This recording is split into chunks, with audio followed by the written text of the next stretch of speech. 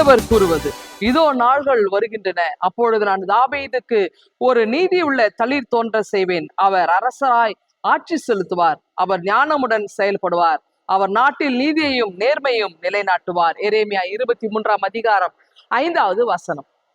எரேமியானுடைய காலத்துல அநேக போலி இறைவாக்கினர்கள், அத கள்ள தீர்க்கதரிசிகள், இவங்க தோன்றி மக்களுக்கு தவறான வழியை, தவறான போதகத்தை, கற்பித்தலை கொடுக்க ஆரம்பிச்சாங்க.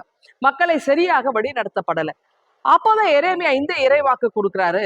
அதாவது தாவீதினுடைய அந்த வம்சத்திலிருந்து ஒருவர் தோன்றுவார் அப்படின்னு சொல்லி சொல்லப்படுகிறது. தாவீதின் வழியிலே நீதி உள்ள ஒரு கிளையை தோன்ற செய்வேன். அப்ப கடவுள் கொடுத்த வாக்காக கொடுக்கிறார். அப்போ இந்த கிளை, தளிர் இதெல்லாம் பாத்தீங்கன்னா பெரும்பாலும் இடியோ மழையோ வரும் காலங்களில் பார்த்தீங்கன்னா இந்த கிளைகள்லாம் விழுந்துடலாம், அல்லது தளிர் கூட உடைஞ்சு போகலாம். அப்போ இதெல்லாம் நடக்கும். ஆனா இந்த இடத்துல தோன்றுகிற தளிர் என்பது, கிளை என்பது ஆணி வேரிலிருந்து வருகின்றது. அதை ஒன்றும் யாரும் செய்ய முடியாது. அப்படிப்பட்ட கிளை என்று சொல்லப்படுபவர், தளிர் என்று சொல்லப்படுபவரை இங்கே தாவீதின் வம்சத்திலிருந்து கடவுள் தோன்ற செய்கிறார். இவர் எப்படிப்பட்டவராக இருக்கிறார்னாக்கா, அரசாட்சி செய்கிறவராக இருக்கிறார். அத அரசாட்சி, ராஜரீகம் பண்ணுகிறவர் அப்படின்னா என்ன அர்த்தம்னாக்கா, இங்க பூமியில வந்து ஒரு பெரிய அரண்மனையில உட்கார்ந்து ஆட்சி செய்பவர் அல்ல, ராஜாவா இருப்பதில்ல, ராஜாக்களை ஏற்படுத்துகிறவர்.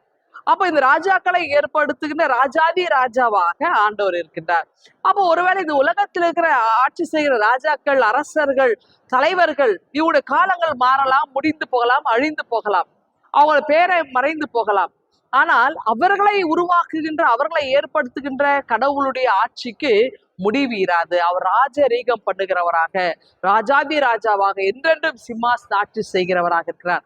அவருடைய ஆட்சி எப்படி இருக்கிற, நீதியும் நேர்மையும் உண்மையும் உள்ள ஒரு சிறந்த நல்லாட்சியாகவே அது திகழும். ஆகவே என்றென்றும் நித்திய காலமாய் ஆளுகை செய்வதற்காகவே, உலகத்திலே நீதி விளங்குவதற்காகவே, நீதியையும் நியாயத்தையும் அங்கு இரண்டு கண்களாக போற்று வண்ணமாகவே கிறிஸ்து எனும் மீட்பர் நமக்காக பிறந்துள்ளார். ஆகவே இந்த நீதி உள்ள அரசராயிருக்கிற கிறிஸ்து நமக்காக பெத்லகேமிலே குழந்தையாக பிறந்திருக்கின்றார்.